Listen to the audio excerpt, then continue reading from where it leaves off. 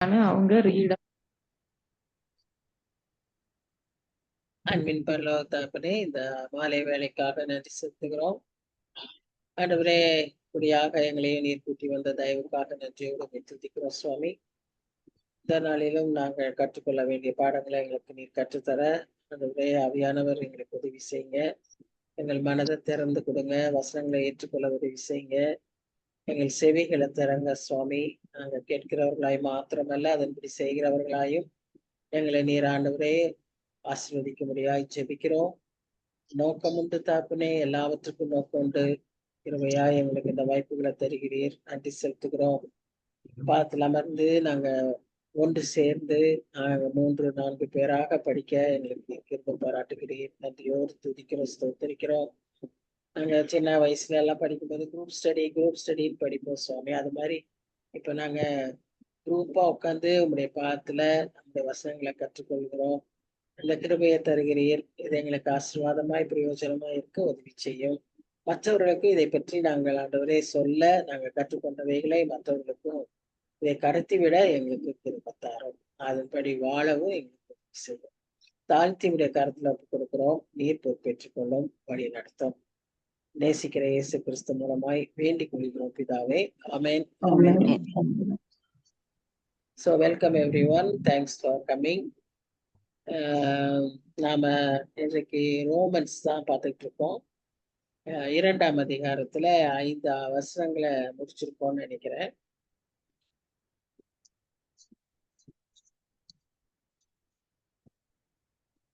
So we move on to the 6th verse. போவோம் நினைக்கிறேன். 6th or 7th.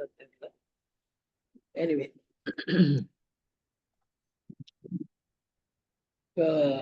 நம்ம கடந்த முந்தின வசனங்கள் எல்லாம் நாம என்ன பார்த்தோம்னா, தேவனுடைய இரக்கத்தை பற்றி பார்த்தோம். அப்போ நம்ம தேவனுடைய இரக்கத்தை பற்றி அறிந்து இருக்கும்போது, தேவனுடைய இரக்கத்தை ருசித்திருக்கும் போது, ஒரு மனுஷனால அவருடைய கிருபையை உதாசீனப்படுத்த முடியாது, அல்லது அவருடைய கிருபையை போக்கடிக்கிற மாதிரி பாவங்களை செய்ய முடியாது. இதை குறித்து சார்ல்ஸ் ஸ்பர்ஜன் அப்படிங்கிற ஒரு பெரிய வேத அறிஞர், அவருடைய கோட்ஸ் எனக்கு ரொம்ப பிடிக்கும். அடிக்கடி அதை நான் பயன்படுத்துவேன். அவர் சொல்லியிருக்கிறது என்னன்னு சொல்லி பார்த்தீங்கன்னா, ஒவ்வொரு நாளும் காலையிலையும் நம்ம எழுந்திருக்கும் போது நம்ம இன்னும் குற்றவாளிகளாக, இன்னும் கூட பாவம் செய்கிறவர்களாய் இருந்தும் நரகத்துல இல்லாம தப்பிச்சிருக்கிறோம்னு சொன்னா, இந்த சூரிய வெளிச்சம் நமக்கு சொல்லுது, உனக்கு இன்னும் ஒரு நாள் இருக்கு. இந்த நாளை ஆண்டவர் உனக்கு மனம் திரும்புவதற்காக கொடுத்திருக்கிறார் என்கிற செய்தியை ஒவ்வொரு நாளும் காலையில நமக்கு அது சொல்லுதான். இப்படி நாம அந்த ஒவ்வொரு நாள் காலையை நாம் எடுத்துக்கொண்டோமானால் நாம் அதிகமாய் ஆண்டவருக்கு நெருங்கி ஜீவிக்க முடியும். நம்முடைய பாவங்களை அறிக்கை செய்து, ஆண்டவரே என்னை தப்பிச்சதற்காக நன்றின்னு சொல்லி ஒரு நன்றி உள்ள இருதயத்தோடு நாம கர்த்தரை ஆராதிக்க முடியும். அதே மாதிரி இரவுல நம்ம படுக்க போகும்போதும் அதே மாதிரி சொல்லுமா, என்ன சொல்லுமா, இன்னொரு நாள் உனக்கு நைட் ரெஸ்ட் கிடைச்சிருக்கு. சோ உன்னுடைய பாவங்களிலிருந்து நீ விலகி இயேசு கிறிஸ்துவை நம்பு, விசுவாசி அப்படின்னு சொல்லுவோம். ஒவ்வொரு மீல்ஸ் நம்ம சாப்பிடும் போதும் உன்னுடைய உடலை உன்னை பலப்படுத்தும்படியாக இந்த உணவு உனக்கு கொடுக்கப்பட்டிருக்கு. எதற்கென்றால் நீ மனம் திரும்பி ஆண்டவருக்கு பிரயோஜனமாகிறதற்காக. சாப்பிடறதுக்கு முன்னாடிலாம் ஜெபிக்கிறோம் இல்லையா? அப்போ இந்த ஜபத்தை கூட சேர்த்துக்கொள்ளும். ஆண்டவரே, எனக்கு இந்த பலனை தந்து நான் உமக்கு பிரயோஜனமாக வாழும்படியாக என் பாவ குற்றங்களை மன்னிங்கன்னு சொல்லி நம்ம ஒவ்வொரு சாப்பாட்டு நேரத்திலையும் கூட ஜெபித்துக் கொள்ளலாம். இப்படி அடிக்கடி நாம் நம்முடைய பாவங்களை மன்னிக்கும்படியாகவும், ஆண்டவரை நம்புகிற விசுவாசத்துக்கு ஏதுவாகவும் நம்ம ஜெபித்து கொண்டே இருப்போமானால் நாம பரிசுத்தமாகிவிட முடியும். நான் முதலே சொல்லியிருக்கேன், பிரான்சிஸ் அவர்கள் அந்த அம்மையார் அருமையான பாட்டை நமக்கு எழுதியிருக்காங்க. எந்த ஜீவன் இயேசுவேன்னு சொல்லி ஞான பாட்டு எழுதியிருக்கிறாங்க. அவங்களுடைய வாழ்க்கையில இப்படித்தான் ஒவ்வொரு நாளுமே தன்னை ஒப்பு கொடுத்துதான் அவங்க ஒவ்வொரு நாளும் தன்னுடைய வாழ்க்கையை ஆரம்பிப்பாங்களாம். அதே மாதிரி அவங்க எழுதின பாடல்கள், அவங்க சொல்லுகிற செய்திகள் எல்லாமே ஒப்படைப்பு, கான்சக்ரேஷன், அர்ப்பணம், முழு அர்ப்பணத்தோடு இருக்கக்கூடிய ஒரு காரியத்தை தான் அவங்க செய்வாங்கன்னு சொல்லி பார்க்கிறோம். நம்முடைய வாழ்க்கையிலும் நாம அப்படி ஃபாலோ பண்ணோம்னா, நாம ஆண்டவர் பிரியமாய் பரிசுத்தமாய் வாழ நமக்கு முடியும். 6, 7, 8, 9, 10 இந்த வசனங்கள்ல என்ன சொல்றாருன்னு பார்த்தீங்கன்னா, ஏன் நாம அப்படி வாழணும்?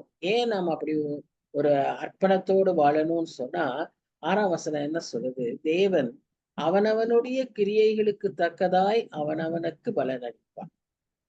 எல்லாருக்கும் ஒரே மாதிரி இருக்காது. ஜட்ஜ்மெண்ட்ன்னு ஒண்ணு இருக்கு. அது காமன். பட் ஆனா ஒவ்வொருத்தருக்கும் ஒவ்வொரு விதமாக அவனவன் செய்த கிரியைக்கு தக்கதாக அவனவனுக்கு அங்க போய் கம்பேரிசன் முடியாது. அங்க போய் ஏன் அவங்களுக்கு அப்படி எனக்கு இப்படி அப்படியெல்லாம் கேட்கறதுக்கும் முடியாது. ஏன்னா அவன் செய்ததுக்கு அவனுக்கு பலன் கிடைக்கும். அப்ப 7ஆம் வசனம் என்ன சொல்லுது? சோர்ந்து போகாமல் நற்கிரியைகளை செய்து மகிமையையும் கனத்தையும் அழியாமையையும் தேடுகிறவர்களுக்கு நித்திய ஜீவனை அளிப்பார். நம்ம நன்மை செய்தல சோர்ந்து போக கூடாதுன்னு யாக்கோபுக்கு சொல்றாரு. நன்மை செய்ய திராணி இருக்கும்போது செய்யாம இருக்காத அப்படின்னு சொல்றாரு. நீதிமொழிகள்ல அடிக்கடி அதை பற்றி வாசிக்கிறோம். ஏன்னு சொன்னா நன்மை செய்யறதுல நமக்கு சோர்வு வர்றதுக்கு வாய்ப்பு இருக்கு. ஏன்னா நம்ம எவ்வளவு நன்மை செஞ்சாலும் அவங்க அதை ரியலைஸே பண்ண மாட்டாங்க. நிறைய இப்ப ஸ்கூல்ல, காலேஜஸ்ல இப்ப நம்ம வீட்டுல வேலை பார்க்குறவங்க, இப்படி நமக்கு தெரிஞ்ச ஏழை மக்கள் இவங்களுக்கெல்லாம் நம்ம உதவி செய்தோம்னா, யாருக்கு உதவி செய்யறோமோ அவங்க தான் நம்ம முதுகுல குத்துவோம். அப்படிதான் காரியங்கள் நடக்கும். பிள்ளைகளுக்கு அதை பற்ற கவலையே இருக்காது. ஸ்கூல்ல, காலேஜஸ்ல எல்லாம் அவங்களுக்கு ஹெல்ப் பண்ணியிருப்போம். அது நம்ம முன்னாடி அப்படியே சட்டகட்டத்தனமா நடக்கும். அது ஒரு பயம் இருக்காது. அதுக்கு ஒரு நன்றி உணர்வு எல்லாம் இருக்காது. ஆனா எனக்கு கற்றுக் கொடுத்தத ஆண்டவர் என்னன்னா, அதையெல்லாம் நீ எதிர்பார்த்து செஞ்சேன்னா வேஸ்ட். நீ செஞ்ச உதவியே வேஸ்ட். நீ என்ன இப்ப எதிர்பார்க்கிற? அவங்க உன்னை ரெக்கக்னைஸ் பண்ணணும்னு எதிர்பார்க்கிற. அப்ப அது வேஸ்ட். எனக்காக செய்யலையே நீ அப்படிங்கிறார். அப்படின்னு எனக்கு கற்றுக் கொடுத்தார். அதனால நாம என்ன செய்யணும்னா, அதையெல்லாம் நம்ம எதிர்பார்க்க கூடாது. நம்ம அதை பார்த்து செய்யக்கூடாது. ஆமா, ஆண்டவர் நமக்கு சொல்லியிருக்காரு. அதனால நம்ம அதை செய்யணும். அப்படி செய்யணும். அப்படி செய்யும்போது இங்க நமக்கு என்கரேஜ்மெண்ட் என்ன? தேடுகிறவர்களுக்கு நித்திய ஜீவனை நம்ம எதுக்காக அதை செய்யறோம்? மகிமையும் கனத்தையும் அழியாமையும் கர்த்தர் நமக்கு கொடுப்பார்னு சொல்லி அந்த reward will be coming from heaven. அந்த எண்ணத்தோடு நம்ம காரியங்களை செய்யறப்போ நித்தியமா கட்டாயமா நித்திய ஜீவனை நமக்கு கொடுப்பார். அப்படின்னு சிறுமைகள் சிந்தையா இருக்கிறவங்க தீங்கு நாளுக்கு தப்பிப்பார். அப்படி நிறைய ஆசீர்வாதங்கள் நம்ம பார்க்கணும். ஸோ நம்ம அவங்க நம்மளை ரெக்கக்னைஸ் பண்ணணும், அவங்க நமக்கு தேங்க்ஃபுல்லா இருக்கணும் அப்படின்லாம் நம்ம நினைக்கவே கூடாது. அப்படின்றது கர்த்தர் சொல்லி கொடுக்கிற பாடம். அடுத்ததா சண்டைக்காரராயிருந்து சத்தியத்திற்கு கீழ்ப்படியாமல் அநியாயத்திற்கு கீழ்ப்படிந்திருக்கிறவர்களுக்கோ உக்கிர கோபாக்கினை வரும். ஏன் திடீர்னு இப்படி எல்லாம் காரியங்கள் நடக்குது, அழிவு அப்படி இப்படி எல்லாம் நம்ம யோசிக்கிறோம் அப்படின்னா, சில சமயங்கள்ல இந்த மாதிரி சத்தியத்திற்கு கீழ்ப்படியாம முரட்டுத்தனமா சண்டைக்காரரா ஆர்கியூமெண்ட் டிபேட்டு, ஏன் இப்படி இருந்தா என்ன, ஏன் இப்படி இருக்க கூடாதா, ஏன் அப்படித்தான் இருக்கணுமா, எனக்கு அதெல்லாம் அப்படியெல்லாம் இருக்க முடியாது இப்படிலாம் சொல்றவங்க ஒரு நாள்ல என்ன ஆகும்னா, ஏன்னா அவங்க அநியாயத்துக்கு கீழ்ப்படிஞ்சிருக்காங்க, சத்தியத்துக்கு கீழ்ப்படியில, they will be punished. கர்த்தர் பாவத்தை கண்டு பாராம போகவே மாட்டார். கட்டாயமா பனிஷ்மெண்ட் உண்டு. முன்பு யூதரிலும் பின்பு கிரேக்கரிலும் பொல்லாங்கு செய்கிற எந்த மனுஷ ஆத்மாவுக்கும் உபத்திரமும் வியாகுலமும் உண்டாகும். ஏன் இப்படி அவங்க ஸ்பெசிபிக்கா அங்க யூதர் கிரேக்கர்னு சொல்லியிருக்காங்க? This letter is written to them. அங்க ரோம்ல இருக்கிற ஜூயிஷ் பீப்புளுக்கு தான் முதல்ல அவர் எழுதுறாரு. ஜூஸ் அண்ட் ஜூயிஷ் கிறிஸ்டியன்ஸ்க்கு எழுதுறாரு. அங்க நிறைய கூட கிரேக்கர்கள் இருக்கிறாங்க, கிரீக்ஸ் இருக்காங்க, கூட ரோமன்ஸும் இருக்காங்க. அவங்க அதுல முக்கியமா இவங்க 2 பேர். ஏன்னா இவங்க சத்தியத்தை அறிஞ்சவங்க. அதனால இவங்களுக்கு சொல்றாரு, பொல்லாங்கு செய்கிற எந்த மனுஷ ஆத்மாவுக்கும் உபத்திரமும் வியாகுலமும் உண்டாகும். God is a just God. அவர் எவ்வளவுக்கு எவ்வளவு நேசமா, எவ்வளவுக்கு எவ்வளவு இரக்கமா, எவ்வளவுக்கு எவ்வளவு அன்பு கூறுகிறவரா இருக்கிறாரோ அவ்வளவுக்கு அவ்வளவு அவர் நீதி நியாயம் செய்கிறவர். இதை நாம் அறிந்து கொள்ள வேண்டும். அதனாலதான் இங்க திரும்ப 10ஆம் வசனத்துல சொல்றாரு, எவன் நன்மை செய்கிறான் அவனுக்கு மகிமையும் கனமும் சமாதானமும் உண்டாகும். நாம இது யூதருக்கு தான் எழுதியிருக்கு, கிரேக்கருக்கு தான் எழுதியிருக்குன்னு இத இந்த வேர்சஸ நாம பயன்படுத்திக்கலன்னா we are fools. வேதத்தில் உள்ள ஒவ்வொரு வசனமும் எக்காலத்திற்கும் எல்லாருக்கும் பொருந்தும். அவங்க எழுதினது அன்னைக்கு காலகட்டத்துல அப்படியா கான்டெக்ஸ்ட் அப்படியா இருந்தாலும் அது இன்றை வரைக்கும் இனி வரும் நாட்களுக்கும் அது பொருந்தும். ஸோ அப்படித்தான் நாம அதை எடுத்துக்கொள்ளணும். நாம அதை நமக்காக பயன்படுத்தி கொள்ளணும். ஸோ ஒவ்வொரு தனிப்பட்ட பர்சனுக்கும் கூட்டமா ஜட்ஜ்மெண்ட் எல்லாம் இருக்காது, ஒரு சபையா ஜட்ஜ்மெண்ட் வராது. ஒரு ஆள் தனித்தனியா நின்று நாம் அவரை ஃபேஸ் பண்ணணும். நம்மளுடைய மோட்டிவ்ஸ், நம்மளுடைய வாஞ்சை, நம்மளுடைய thoughts more than our actions would be judged. அதை நாம எப்பவும் ஞாபகத்துல வைத்துக் கொள்வோம். சத்தியத்தை மறைத்து அடக்கி, சத்தியத்தை ஒதுக்கி, சுயத்தை முன்படுத்துகிற வாழ்க்கை நமக்கு இருக்குமானால் அதை ஆண்டவர் நிச்சயமாய் என்ன செய்வார்? தண்டிப்பார். இதை நாம ஜாக்கிரதையா இருக்கும். ஏன்னு சொன்னா தேவனிடத்துல பட்சபாதம் இல்லை. He is not a partial God. அது எவ்வளவு பெரிய கம்ஃபர்டிங் ஸ்டேட்மெண்ட் இல்லையா? இன்னைக்கு ஆபீஸ்ல, இன்னைக்கு ஒர்க் சிச்சுவேஷன்ல, ஏன் சம்டைம்ஸ் குடும்பத்திலேயே, சம்டைம்ஸ் நேபர்ஸ், இப்படியெல்லாம் இருக்கிற சில சில நிறைய சூழ்நிலைகள்ல, ஊழியங்கள்ல, சர்ச்சஸ்ல we find people just ignoring, slighting us. நம்மளை அப்படியே அலட்சியப்படுத்துற காலங்கள் மக்கள்லாம் இருக்காங்க. ஆனா தேவனிடத்துல பட்சபாதம் இல்லை. அவர் எல்லாரையும் ஒரே மாதிரி தான் ட்ரீட் பண்றாரு. ஒரே வார்த்தை தான், எவர்கள் யாரா இருந்தாலும் சரி, நியாயப்பிரமாணம் இல்லாம பாவம் செஞ்சா அவங்க நியாயப்பிரமாணம் இல்லாம கெட்டு போவாங்க. நியாயப்பிரமாணத்தின்படி பாவம் செஞ்சா, நியாயப்பிரமாணத்துக்கு உட்பட்டவர்களா இருந்தும் அப்ப பாவம் செஞ்சாங்கன்னா அந்த நியாயப்பிரமாணத்தினாலேயே அவங்க தண்டிக்கப்படுவார்கள். நியாயப்பிரமாணத்தை கேட்கிறவர்கள் நீதிமான்கள் அல்ல, நியாயப்பிரமாணத்தின்படி செய்கிறவர்கள். 10 கட்டளை எனக்கு மனப்பாடமா தெரியும், அந்த பணக்கார வாலிபன் போய் சொல்றான் இல்லையா, அந்த சின்ன இந்த கட்டளைகளை எல்லாம் நான் சிறு வயதிலிருந்தே கடைபிடித்து வந்திருக்கேன், அதனாலதான் அவன் மேல ஆண்டவர் அன்பு கூறுகிறான். அந்த வசனத்தை நீங்க பாத்தீங்கன்னா அந்த சாப்டர்ல அந்த பணக்கார வாலிபன் பேசும்போது தேவன் அவன் மேல் அன்பு கூர்ந்தாருன்னு இருக்கும். அவன் எல்லாம் அந்த வாலிப வயசுல அப்படி செல்வம் மிகுந்தவனா இருந்த போதும் இந்த 10 கட்டளைகளையும் அவன் கை கொண்டிருக்கான். இந்த கட்டளைகளை எல்லாம் நான் கை கொண்டு வாழ்கிறேன் அப்படின்னு சொல்லுவான். ஆனா அவனுக்கு தெரியாதது ஒண்ணு என்னன்னா, ஏழை எளிய மக்களை குறித்து நாம சகோதரனை குறித்து அன்பு பாராட்டணும்ன்றது அவனுக்கு தெரியல. அதை ஆண்டவர் சொன்ன போது அதை அவனால செய்ய முடியும். ஏன்னா அவன் அறியாம அவனுக்குள்ள இருந்த பாவம் என்ன, இந்த பணத்தின் மேல், அவன் சம்பாதித்திருக்கிற செல்வத்தின் மேல் அவனுக்கு பிடிப்பு அதிகமா இருந்துச்சு. அதை அவன் நம்பினான். இதெல்லாம் கொடுத்துட்டா நான் என்ன ஆவேன், என் ஃபியூச்சர் என்ன ஆகும், என் பிள்ளை என்ன ஆவாங்க, தட் வாஸ் ஹிஸ் வரி. அதனால அவன் அங்கிருந்து மனம் வருத்தமாய் திரும்பிப்போம். ஆண்டவரை பத்தி அவன் அறிஞ்சுக்கல. கட்டளை தெரிஞ்சிச்சு, ஆண்டவரை தெரியல. ஆண்டவர் எவ்வளவு வல்லவர், அவர் எப்படி நமக்கு அவனோட தேவைகளை நிச்சயமா சந்திப்பாரு, அவரை பின்பற்றும் போது அவர் நம்ம கைவிட மாட்டாரு, அதெல்லாம் அவனுக்கு தெரியல. அதனால அவன் என்ன பண்ணான், உலக ஞானத்தோடு அவனே ஆண்டவரை விட்டு மன வருத்தத்தோடு திரும்பி போனான். அதனால அதன்படியே நம்மை ஆண்டவர் ஜட்ஜ் பண்ணுவாருன்னு சொல்லி நாம பார்க்கிறோம். ஏன்னா அவருடைய ஜஸ்டிஸ், அவருடைய ஜட்ஜ்மெண்ட் ரைச்சியஸ் ஜட்ஜ்மெண்ட். அதனால அது யாரா இருந்தாலும் சரி, ஜூயிஷ் இல்லாதவரோ, ஜென்டைலோ, புரஜாதியாரோ, அவங்க செய்த காரியங்களுக்காக, அவங்களுடைய மனதிலே தோன்றுகிற எண்ணங்களுக்காக, நோக்கங்களுக்காக, பாவமான காரியங்களுக்காக நாம் தண்டிக்கப்படுவோம். நான் யாரு, நீ இந்த உயர்ந்த குலம், நீ இந்த தாழ்ந்த குலம், நீ இந்த தேசத்தான், நான் அந்த தேசத்தான், நீ கர்த்தருக்கு மிகுந்த பக்கத்துல இஸ்ரேலு, ஜூயிஷ், எந்த பார்ஷியாலிட்டியும் அங்க கிடையாது. தேவனிடத்தில் பட்சபாதம் இல்லை. இன்னைக்கு நம்ம நாட்டிலேயே நம்ம பார்க்குறோம், கவர்மெண்ட்லயே நம்ம நிறைய பார்ஷியாலிட்டியை பார்க்குறோம்.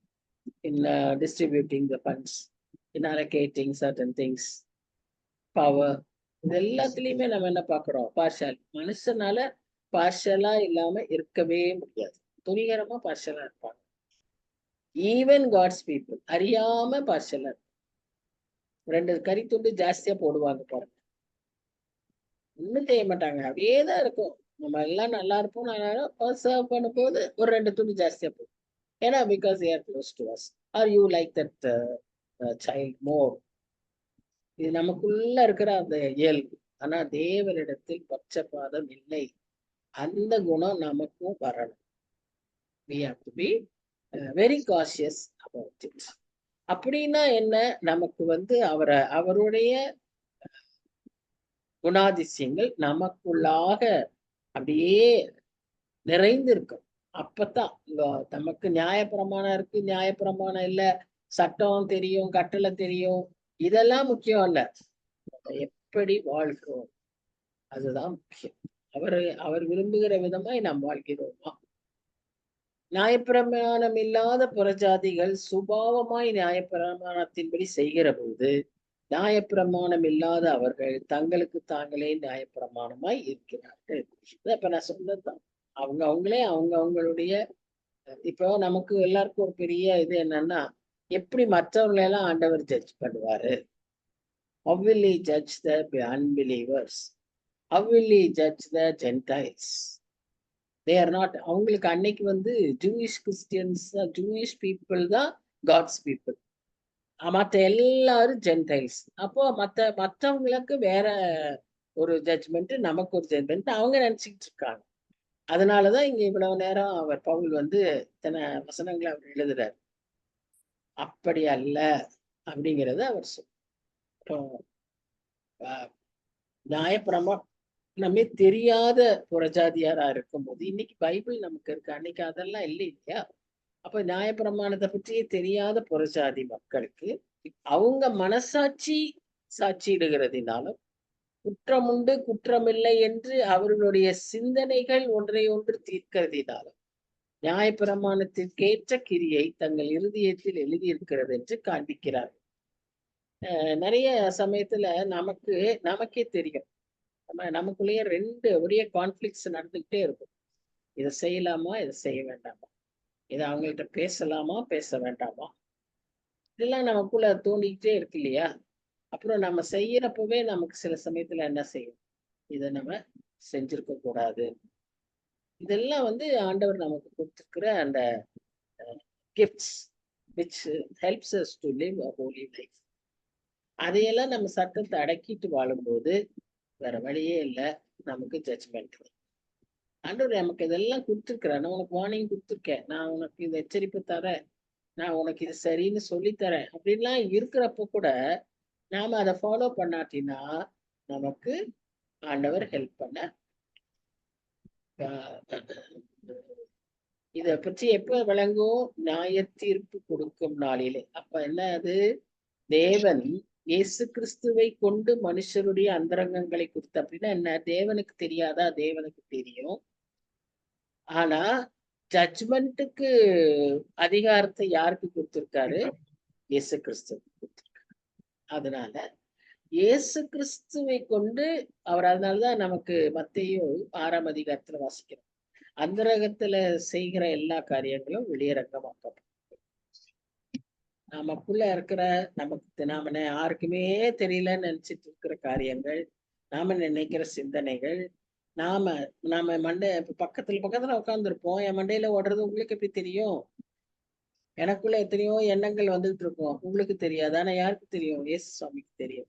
ஆனா அவருடைய அன்பு எப்படின்னா, நம்ம ஒருவேளை பக்கத்துல இருக்கிறவங்களே கொலை செய்யற அளவுக்கு யோசிச்சுட்டு இருக்கலாம். அது ஆனா ஆண்டவர் வெளியே காட்ட மாட்டோம். இப்ப நாம மனுஷரா இருந்தோம்னு வச்சுக்கேன், உடனே நம்ம என்ன செய்வோம்? இவன் என்ன பண்றான் தெரியுமா, இப்படி யோசிச்சுட்டு இருக்கான் அப்படின்லாம் நம்ம சொல்லிடுவோங்க. ஆண்டவர் நம்ம காட்டியே போக. ஆனா அவருக்கு நல்லா தெரியும் நான் எவ்வளவு கெட்டவன். அவர் முன்னால உட்காந்துருக்கேன், கோயிலுக்குள்ள உட்காந்துருக்கேன், பக்கத்துல இருக்கவங்களை பத்தி அப்படி ஒரு கீழ்த்தரமா நினைச்சுக்கிட்டு உட்காந்துருக்கேன். அது ஆண்டவருக்கு தெரியும், அவங்களுக்கு தெரியாது. ஆனா என்னை காட்டி கொடுக்கும் தான் அவருடைய அன்பு. நான் அந்த அன்பு, அதை தான் நான் முதல்ல சொன்னேன். அவருடைய அன்பை இரக்கத்தை அறிந்த நாம் அவருடைய கிருபையை நாம் என்ன பண்ணக்கூடாது, உதாசீனப்படுத்தக்கூடாது. அவர் நம்ம மன்னிக்கிறவரு, அவர் நம்ம காட்டி கொடுக்காதவர்ன்ட்டு நாம பாட்டுக்கு அட்வான்டேஜ் எடுத்து, ஏன்னா நமக்கு ஒரு நியாய தீர்ப்பு உண்டு. அதான் எச்சரிக்கை. நாம் அன்றைக்கு நாம செய்ததற்கும் நாம் யோசித்ததற்கும் நாம் அந்தரங்கமாய் நினைத்ததற்கும் அந்தரங்கமாய் செய்ததெல்லாம் அந்த நாளிலே அது விளங்கும். அன்னைக்கு நிறைய பேர் கேட்போம், ஐயோ நான் எப்ப இதை செஞ்சேன், நான் எப்ப இப்படி யோசிச்சேன் அப்படின்னு நாமே கேட்போம். ஏன்னா நமக்கே தெரியாம நம்ம பாட்டு செஞ்சுட்டு இருப்போம். ஆனா ஆண்டவர் எல்லாத்தையும் ரெக்கார்டு வச்சிருப்போம். மத்திய 25 பாக்குறா, நீங்க எப்ப பசியா இருந்தீங்க, நாங்க எப்ப உங்களுக்கு உதவி செஞ்சோம் அப்படின்னு கேக்குறாங்க இல்லையா? அது மாதிரி நமக்கும் நாம நிறைய பேர் அப்படி கேட்போம். ஆண்டவரே நான் எப்ப இவ்வளவு மோசமா நடந்துக்கிட்டேன், நான் எப்ப இப்படி பழி வாங்குற எண்ணத்தோட இருந்தேன் அப்படின்னு ஏன்னா நாம நம்மளை பத்தி என்ன நினைச்சுக்கிறோம், we are all saints. நாங்க பாவிகள் கிடையாது, பாவம் செய்யணும் அப்படின்னு நாம நம்ம நினைச்சுக்கிறோம். நல்லது, நம்ம அப்படி இருக்கணும். அப்படி இருக்கணும். Truly we should be like that. அதுதான் இங்க இதுலயும் எழுதியிருக்கு.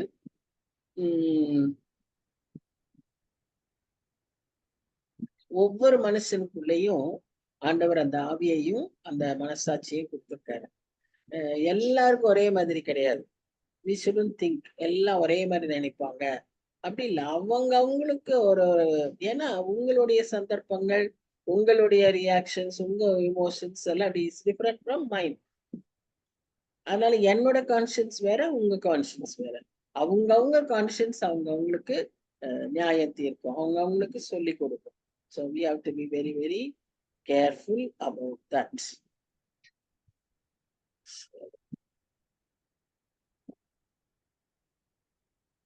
17, 18, 19, 20 இந்த வசனங்கள்ல என்ன வாசிக்கிறோம்னா, நாம யூதன்னு சொல்லிக்கிட்டு அவங்களுக்கு அன்னைக்கு யூதர்களுக்கு எழுதப்பட்டதுனால அவங்கதான் ஸ்பெஷல்னு அவங்க நினைச்சுக்கிற போது அவங்க சொல்றாங்க. இன்னைக்கு நாம என்ன நினைப்போம், கிறிஸ்டியன்ஸ், நான் God's child, I am a God's child அப்படின்னு நம்ம சொல்றோம் இல்லையா?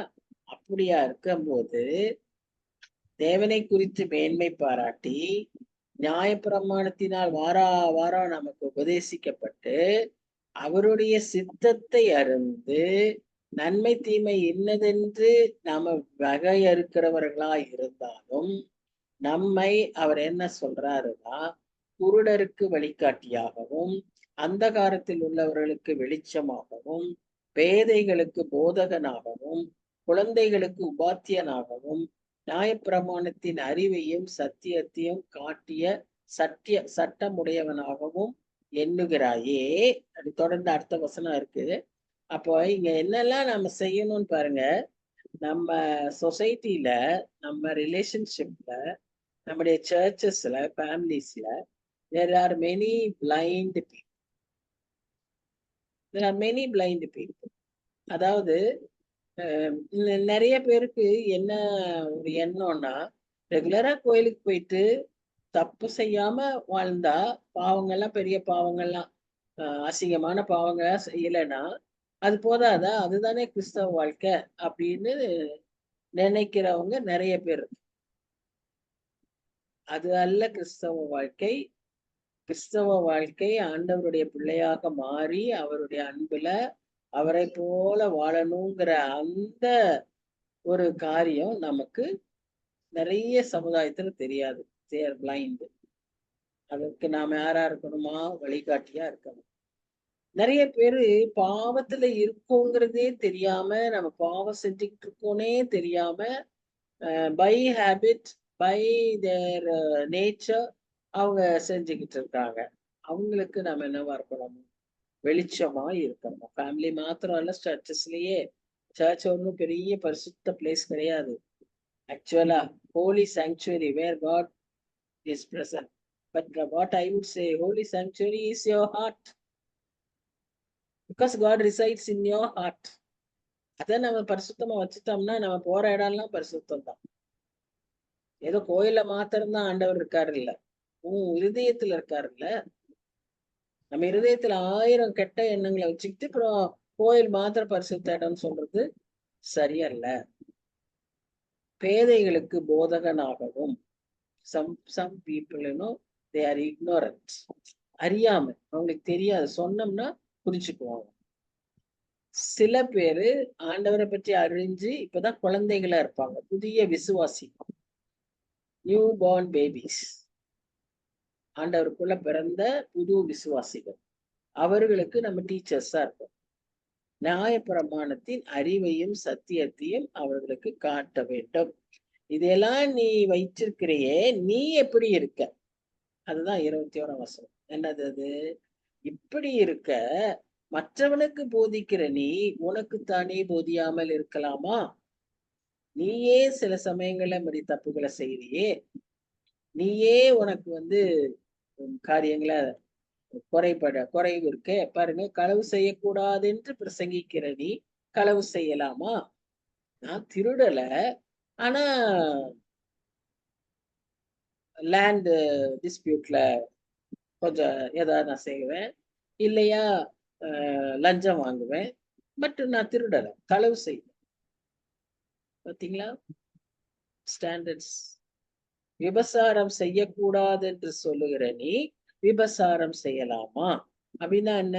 we are not committing adultery, but we are giving priority to something else than our Lord Jesus. விக்கிரகங்களை கொள்ளுறது, அதுவும் அதேதான். நாம் என்ன செய்யறோம்? ஆண்டவரை முக்கியத்துவப்படுத்தாம வேற ஏதாவது முக்கியத்துவம் படுத்தும் போது it becomes an idol, and idolatry is always related to adultery as far as biblical standards are concerned. அப்போ நியாயப்பிரமாணத்தை குறித்து மேன்மை பாராட்டுகிற நீ நியாயப்பிரமாணத்தை மீறி நடந்து தேவனை கனவீனம் பண்ணலாமா? நாம no one is perfect in this world. ஆனா டெலிபரேட்டா நாம என்ன செய்யக்கூடாது? நிறைய காரியங்களை தெரிந்தும் செய்வது பெரிய தப்பு.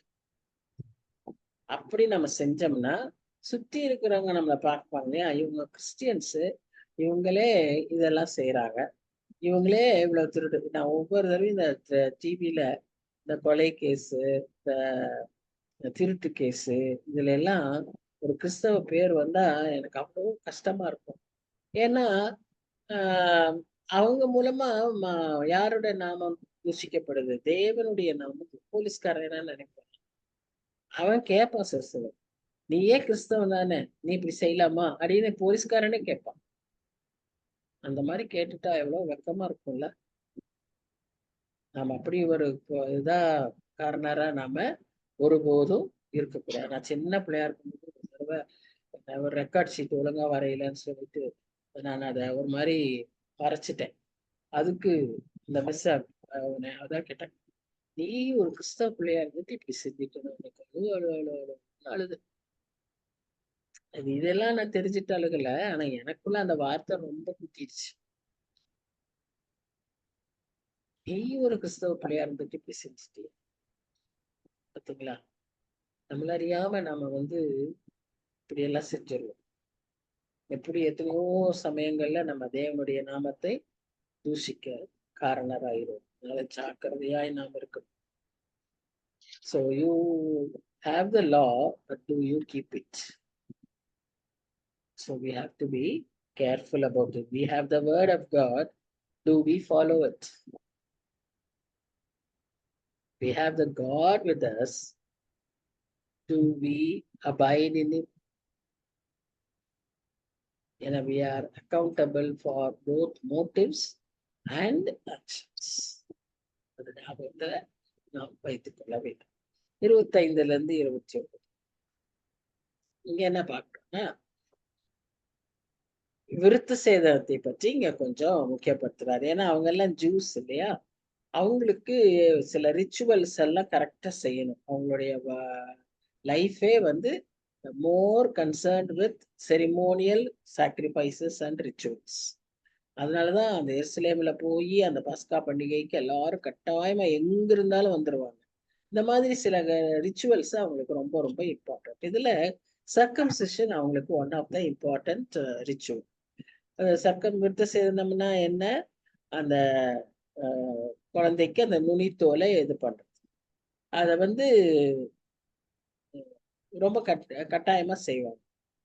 மோசேக்கு கூட நம்ம பார்த்தோம் இல்லையா? மோசேயுடைய பிள்ளைக்கு செய்யலன்னு சொல்லி மனைவி அவசரமா அதை செய்வான். அது அவங்களுக்கு ரொம்ப முக்கியம். இத்தனைக்கும் அவன் மனைவி வந்து ஒரு Ethiopian. But she knew the laws of God, and being wife of Moses, she did that to her son. So அதெல்லாம் அவளுடைய good qualities, very superior quality. அப்ப நம்ம இங்க என்ன பார்க்கிறோம்? நியாயப்பிரமாணத்தை கை கொண்டு நடந்தால் விருத்த சேதனம் பிரயோஜனம் உள்ளதுதான். வெறும் இந்த சர்க்கம்சிஷனுக்கே இம்பார்ட்டன்ஸ் கொடுத்துட்டு நியாயப்பிரமாணத்தை கை கொள்ளாம கர்த்தருடைய கட்டளைகளை அவருடைய வார்த்தைகளை பின்பற்றாம சர்க்கம்சிஷனுக்கு மாத்திரம். இப்ப இன்னைக்கு இந்த மாதிரி சர்க்கம்சிஷன் மாதிரி இன்னைக்கு இருக்கிற சபையில என்ன தெரியுமா? இந்த பேப்டிசம், இந்த அனாயின்ட்மெண்ட் அடுத்து அதை விட அனாயின்மெண்ட்டை கூட அவங்க ரொம்ப இது பண்ண மாட்டாங்க. Speaking in tongues and expression of gifts, இதெல்லாம் ரொம்ப இம்பார்ட்டன்ட்.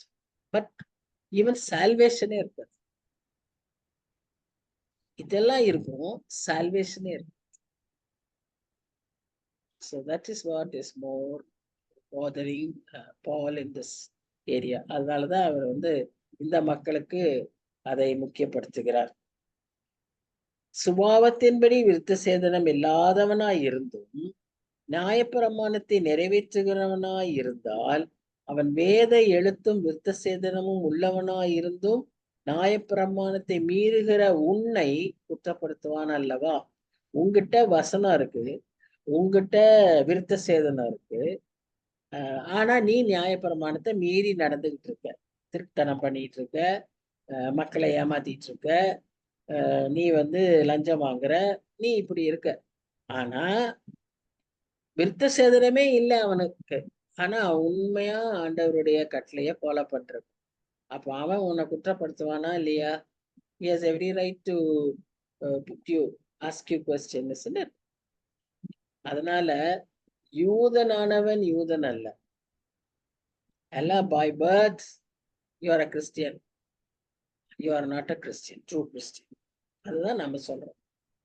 பிறந்து ஃபேமிலியில ஹெரிட்டேஜ், எங்க அப்பா ஊழியர், எங்க அம்மா பாஸ்டர், எங்க அப்பா பாஸ்டர், நாங்க அப்படி வாழ்ந்தோம், எங்க வாழ்க்கை இப்படி அப்படின்லாம் நம்ம சொல்லிக்க முடியாது.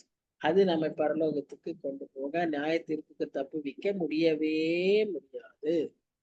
நான் கோயர்ல மெம்பர், நான் கோயில ஆர்கன் போடுறேன், நத்திங். ஏன் சம்டைம்ஸ் ஊழிய போறேன், நான் வில்லேஜ் மினிஸ்ட்ரிக்கு போறேன், நான் அவுட்ரீச் மினிஸ்ட்ரிக்கு போறேன், நான் சர்ச்சில் சண்டே கிளாஸ் எடுக்கிறேன். Nothing doing. வெளிப்புறமானவ என்ன செய்தாலும் அது விருத்த சேதனம் அல்ல. உள்ளத்திலே யூதனானவன் யூதன். உள்ளத்துல ஆண்டோட பிள்ளையா இருக்கணும். யூதன்கிற இடத்துல எல்லாம் நம்ம லெட்டஸ் புட் காட்ஸ் சைல்ட். ஏன்னா யூதன் நமக்கு சம்பந்தம் இல்லை. நாம இந்த வசனம் படிக்கும் போது கடவுளுடைய பிள்ளை, கர்த்தருடைய பிள்ளை, ஒரு விசுவாசி அப்படின்னு எடுத்துக்கிட்டோம்னா உள்ளத்துல காட்ஸ் சைல்டா இருக்கிறவன் தான் காட்ஸ் சைல்டு.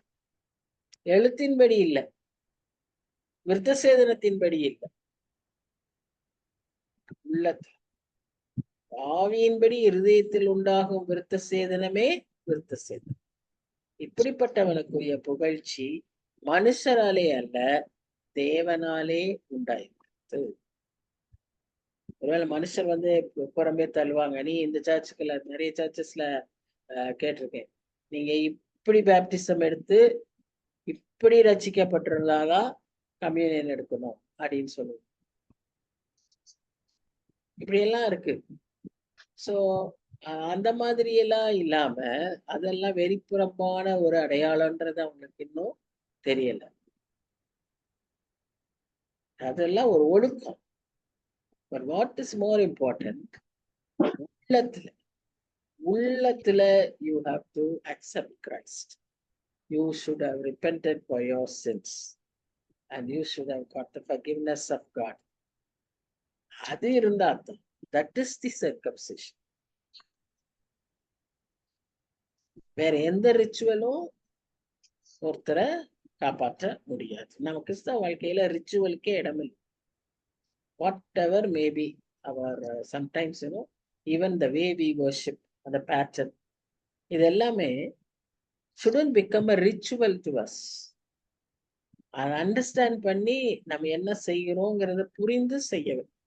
இது அவசியமா அப்படின்னு நம்ம புரிஞ்சு செய்யணும்.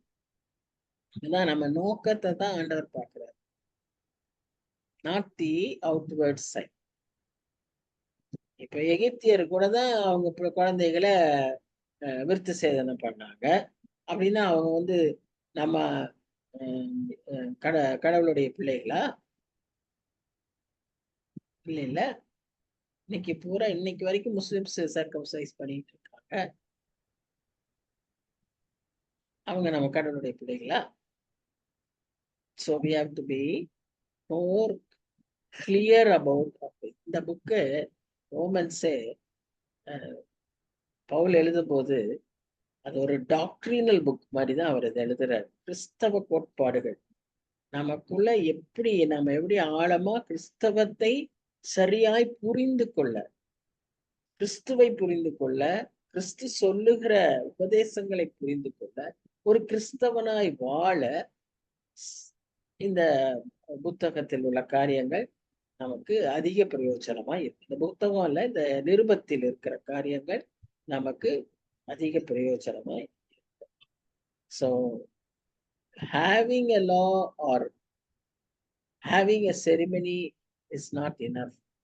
God requires righteousness. God requires righteousness. All the outward signs of any religion are only to praise men, not to please men, not to please God. So we have to be sure that whatever we do it only to please God and not any human being. சரி, இந்த 2ஆம் அதிகாரத்தை William நியூவெல் என்கிறவர் அவருடைய புத்தகத்துல இவ்விதமாய் அவர் அதை summarise பண்ணியிருக்காரு. So I thought this would be useful for us also. அதுல என்ன அவர் தலைப்புனா 7 great principles of God's judgment. இந்த 2ஆம் அதிகாரத்துல அதிகமாய் நமக்கு அவர் வலியுறுத்துகிற காரியம் கர்த்தருடைய நியாயத்தில்.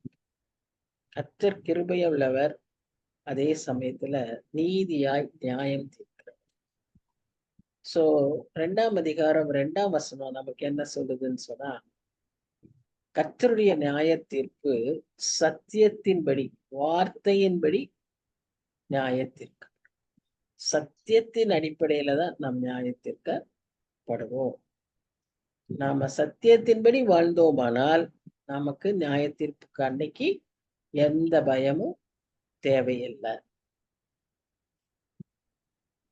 இந்த நியாய தீர்ப்பை ஆண்டவர் சில சமயங்களில தாமதிக்கிறார்.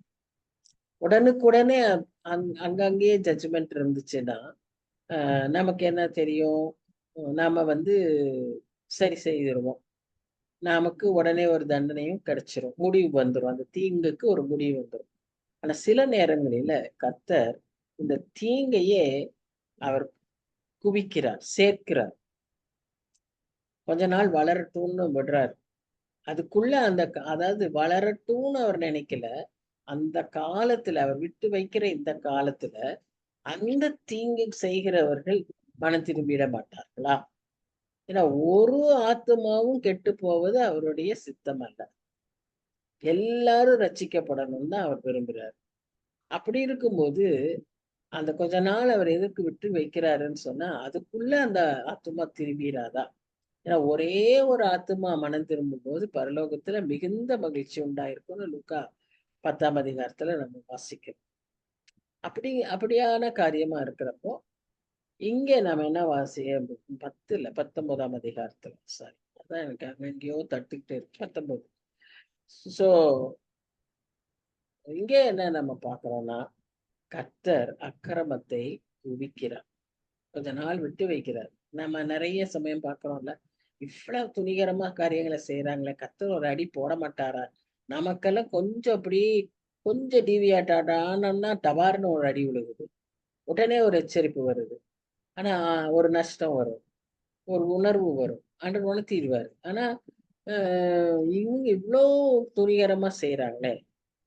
நம்ம சங்கீதம் 37 இதெல்லாம் நம்ம பார்க்குறோம். நெறைய சங்கீதங்கள் அப்படி இருக்கு. இந்த மாரி இருக்கிறவங்களுடைய முடிவு சடுதியில வரும். அவங்க நினையாத நேரத்துல நல்லா உச்சத்துல இருக்கிறப்போ, பட்டார்ன்னு ஒரு அடி விழுந்து, அந்த அடி பெரிய அடியா இருக்கும். நமக்கு சின்ன சின்ன அடிய குடுத்தா உடனே திட்டிர்றாரு. Be happy. Be happy that you are so precious. அதனால கர்த்தர் உடனே அடிச்சிடுறாரு. இவங்கள எல்லாம் சிலர் துணிகரமா அப்படி செய்றவங்கள விடுறாரு. கொஞ்ச நாள் விட்டு அத ரோமர் 5ஆம் அதிகாரம் 2ஆம் அதிகாரம் 5ஆம் வசனத்துல வாசிக்கிறோம். 6ஆம் வசனத்துல வாசித்தபடி அவனவன் செய்த கிரியைக்கு தக்கதாக அவனவனுக்கு பலன் அளிப்பார். இதெல்லாம் விசுவாசிகளுக்கு சொல்லியிருக்கு. பலன் அளிக்கிறது விசுவாசி. நியாயம் தீர்க்கிறது those who have not those who are not the children of God. Those who are children of God, there is no condemnation. Once and for all you've been saved. God has taken all your sins. ஆனா தொடர்ந்து நீங்க செய்யற தப்பு விதங்களுக்கு ஆண்டவர் உங்களுக்கு தண்டனை கொடுத்துட்டே இருப்பாரு. அதோடு கூட நீங்க பெற்றுக்கொள்ளுகிற அந்த ஆசீர்வாதம், நீங்க செய்யற காரியங்களுக்கு அவர் என்ன தருவாரு? பலன் தரும். பலன் தரும். செய்கிற கிரியைகள் ஒவ்வொன்றுக்கும் அவர் பலன் தரும். 11ஆம் வசனத்தின்படி there is no partiality in his judgment. அவர் நம்மை நியாயந்திருக்கிறவர், பட்சபாதம் இல்லாமல் நியாயந்திருக்கிறார். 13ஆம் வசனத்தின்படி நாம் அறிந்திருக்கிறதை வைத்து நமக்கு அவர் நியாயந்திருக்கல. நம்முடைய கிரியைகளுக்கு தக்கதாக அவர் நியாயந்திருக்கிறார். நான் கர்த்தரை பற்றி இவ்வளோ அறிஞ்சிருக்கேன், நான் இவ்வளோ தெரியும் அவருக்கு பற்றி, இவ்வளவு வசனங்கள் எனக்கு தெரியும், அதெல்லாம் ஒண்ணுமே அதெல்லாம் உன் வாழ்க்கைய மாத்தலன்னா இட் இஸ் வேஸ்ட். எதுவையும் உன் வாழ்க்கைய மாற்றாத அளவுக்கு அறிவுலையே இருந்துச்சுன்னா அதனால என்ன பிரயோஜனம்? அந்த அறிவு இருதயத்துக்குள்ள வரணும். இருதயத்தில் அந்த மாற்றம் ஏற்படணும். எண்ணத்தின் தோற்றம் பரிசுத்தமா இருக்கும். எண்ணத்தின் தோற்றம் பயங்கரமா இருந்துச்சுன்னா அறிவுல நிறைய ஆண்டவரை பற்றி தெரிஞ்சிருந்தா, நிறைய வசனங்களை மனப்பாடம் பண்ணியிருந்தா என்ன பிரயோஜனம்? ஒரு சிலர் பாருங்க, நிறைய மனப்பாடம் பண்ணிடுவாங்க, எல்லாம் அறிவுபூர்வமா இருக்கும். அது எதுவுமே மனசுல பாதிக்கலன்னு வைங்களேன், there is no use. So, not by your knowledge he will judge you. He will judge you only according to the works. 16ஆம் வசனம் என்ன சொல்லுதுன்னா, இருதயத்தின் யோசனைகளை ரகசியமாக அந்தரங்கமான இருதயத்தின் யோசனை. ஏன்னா அவர் இமைகளையே சோதித்து பார்க்கிறவர். உங்களோட இமை டபக்குன்னு அதையே அவர் சோதிக்க பார்க்கிறார்.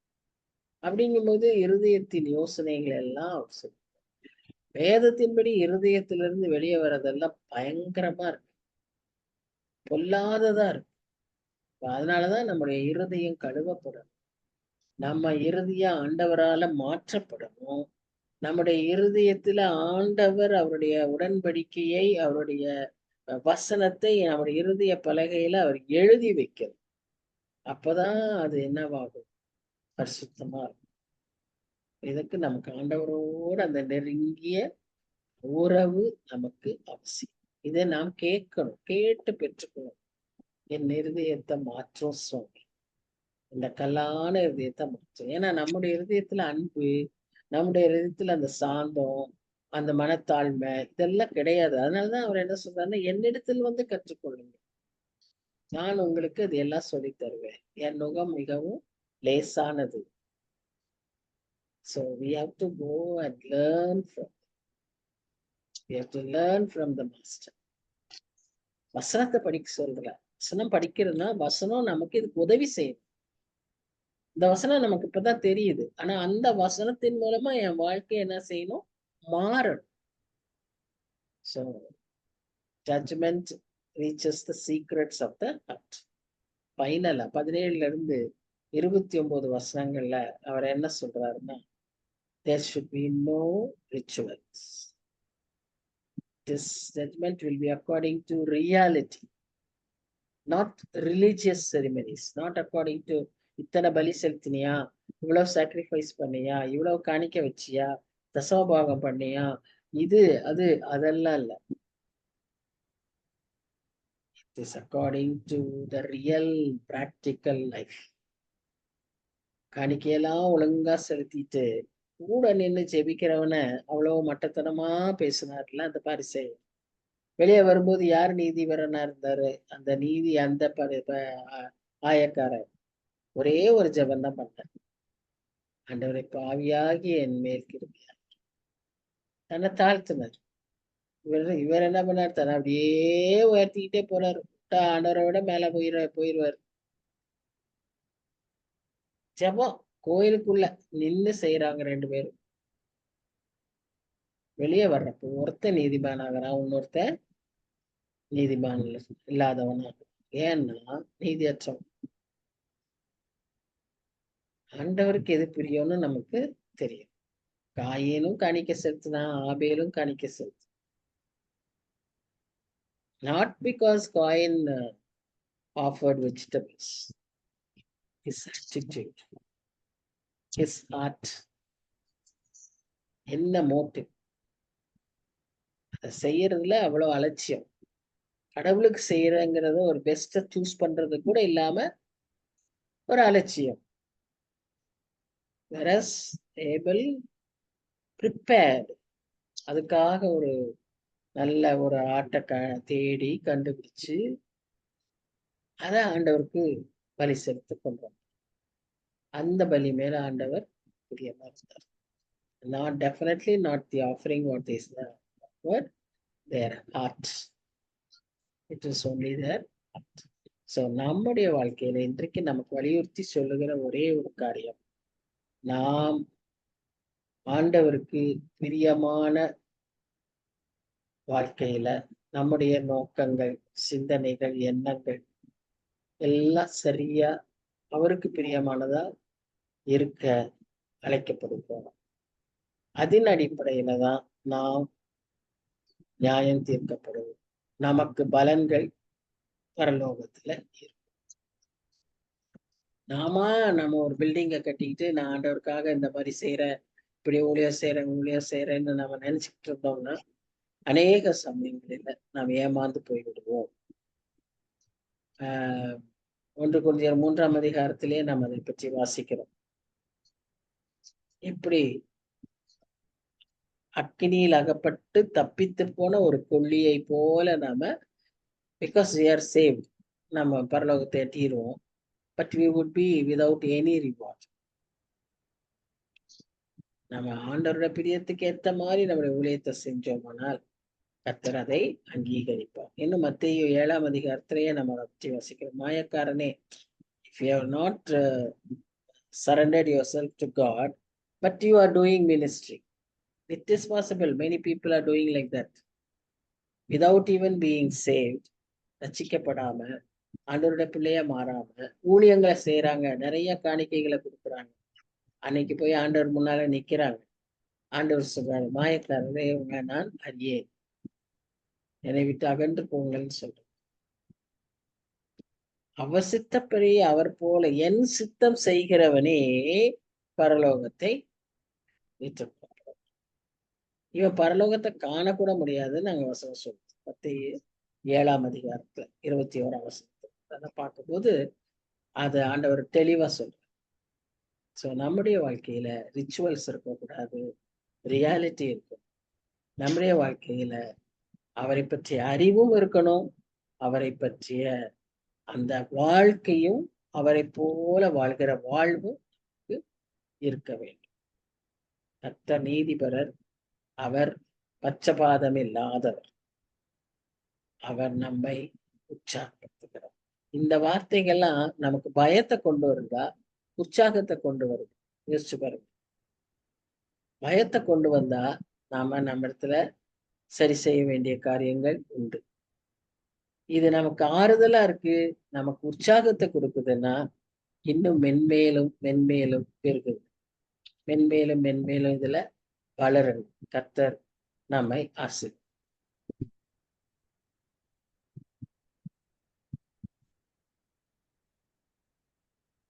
ஜெபிக்கலாம். நல்ல தகப்பனே, நீர் எவ்வளவா எங்களை நேசிக்கிறீர் என்றால், உம்முடைய அருமையான சத்தியங்களை எங்களுக்கு கற்றுக் கொடுத்து, நாங்க எப்படி வாழணும்னு எங்களுக்கு நீர் சொல்லிக் கொடுக்கிறீரே, உம்மை துதிக்கிறோம், ஸ்தோத்திரிக்கிறோம். ஒரு சின்ன குழந்தைக்கு உபாத்தியனாக போல, ஆண்டவரே, ஒரு பேதைகளுக்கு போதகனை போல, ஆண்டவரே, ஒன்று தெரியாத மக்களா இருளில் இருக்கிற எங்களுக்கு நீர் வெளிச்சத்தை தந்து, ஆண்டவரே, அந்த காலத்துல இருந்தோம் சுவாமி. முன்பிருந்த எங்க வாழ்க்கை ஒரு அடிமைத்தன வாழ்க்கையா இருக்கு. முன்பிருந்த வாழ்க்கை ஒரு மறைத்து போன ஒரு வாழ்க்கையா இருக்கு. அதை உயிர்ப்பித்து எங்களை அப்படி சரிப்படுத்தி இவ்வளவு தூரம் வழி நடத்தி வந்திருக்கிறீங்க. உங்கள் ஒவ்வொருவருடைய வாழ்க்கையிலும் அப்படியாய் ஒரு டேர்னிங் பாயிண்ட் இருந்ததற்காக நன்றி சொல்றோம். ஆண்டவரே, நாங்கள் அனுதினமும் அதுல நாங்க எங்களை சீர்படுத்தி கொண்டு பரிசுத்தமாய் வாழ ஆவியானவரே எங்களுக்கு தந்திருக்கிறீர். அதற்காக நன்றி சொல்றோம். ஸ்பர்ஜன் சொன்னது போல ஒவ்வொரு நாள் காலை ஒவ்வொரு நிமிட நேரங்களிலும் we need the every hour, every minute, every moment we need you.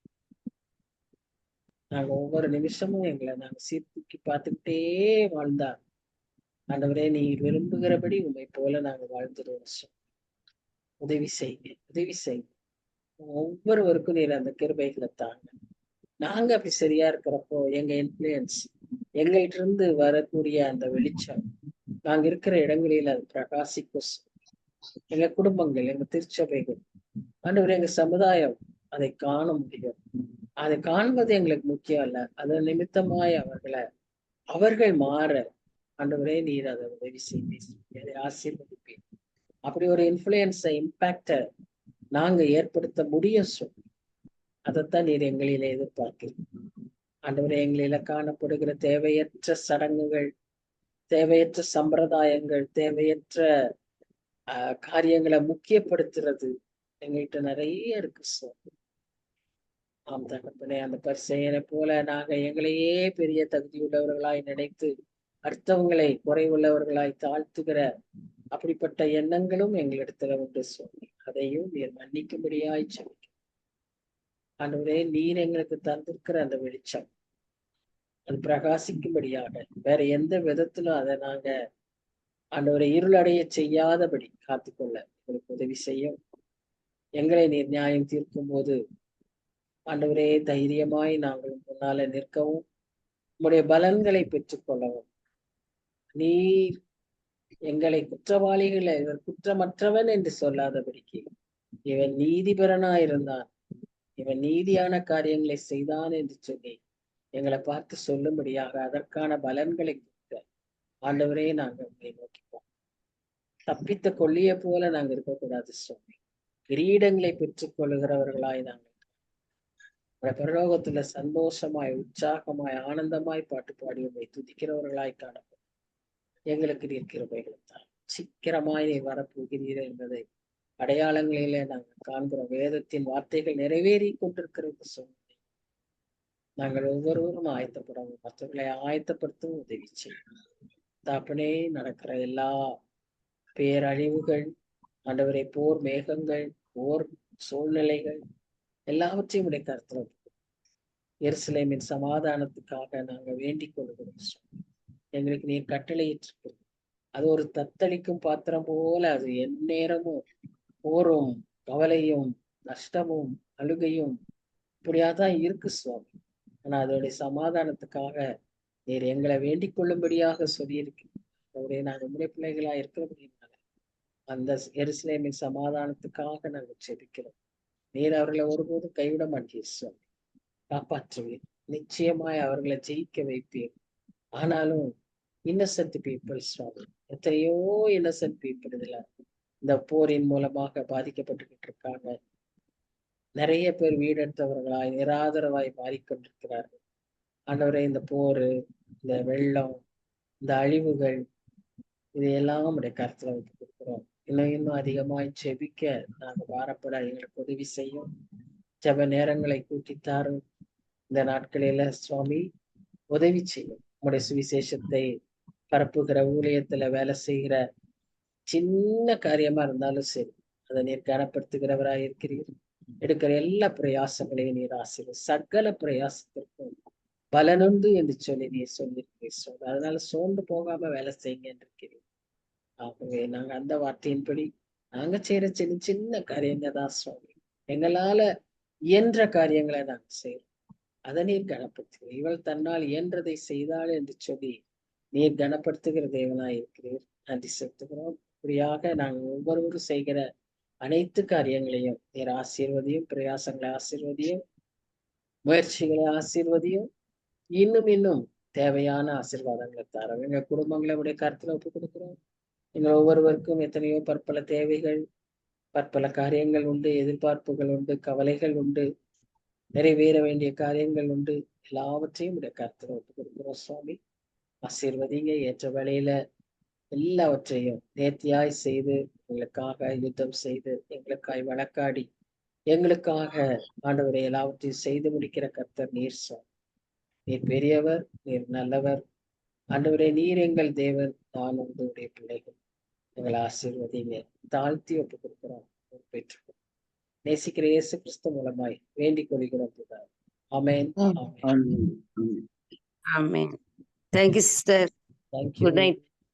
Good night. Good night, everybody. Chandini sister. சொல்லுங்க சிஸ்டர். Good night. பெங்களூர்ல இருக்கிறேன். ஓ சன் வீட்ல பரவாயில்ல. Connectivity. Friday return back to Tuticorin. Okay. God be with you. Have a nice time with your children, grandchildren. Thank you. Sister, நல்லா இருக்கீங்களா? நல்லா இருக்கேன். Thank you.